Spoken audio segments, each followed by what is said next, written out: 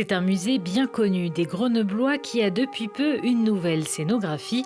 Le musée archéologique Saint-Laurent plonge les visiteurs au cœur d'un site funéraire dont la première occupation date de l'époque romaine. Avec ses nouveautés scénographiques, le musée veut partager aux visiteurs toutes les connaissances acquéries grâce à l'étude des 1800 squelettes inhumés dans ces lieux. Ce qu'on a cherché à faire, c'est de partager notre démarche et notre méthode scientifique avec le public. Ce qu'on va faire, c'est faire parler le squelette et essayer de voir tout ce qu'il peut nous dire sur les modes de vie de cet individu à son époque, dans son contexte, ses pratiques alimentaires, son mode de vie, les maladies qu'il a pu avoir par exemple.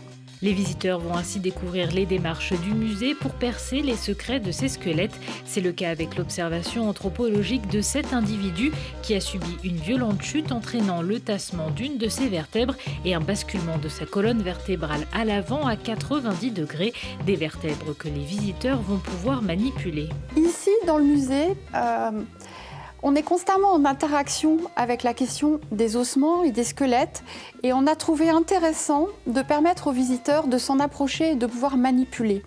Non pas manipuler des ossements réels, mais grâce à un partenariat avec la Casemate, le centre de culture scientifique de Grenoble, qui est juste à côté, on a pris ces 3 vertèbres vraiment caractéristiques, on a fait un scan 3D, puis une impression 3D de ces 3 vertèbres, de façon à permettre au public de les manipuler et de comprendre ce qui se passe. Avec cette nouvelle scénographie, le musée veut aussi faire découvrir les différents métiers scientifiques liés aux recherches effectuées sur les squelettes, paléoalimentation, taphomanie ou encore paléopathologie. Chacun de ces métiers permettent d'en savoir plus sur le passé de Grenoble.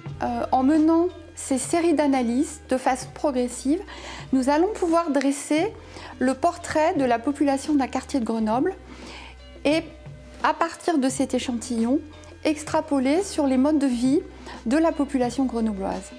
Le musée archéologique Saint-Laurent est un site unique en France. C'est le seul cimetière étudié sur une période d'occupation aussi longue, allant du 3e au 18e siècle.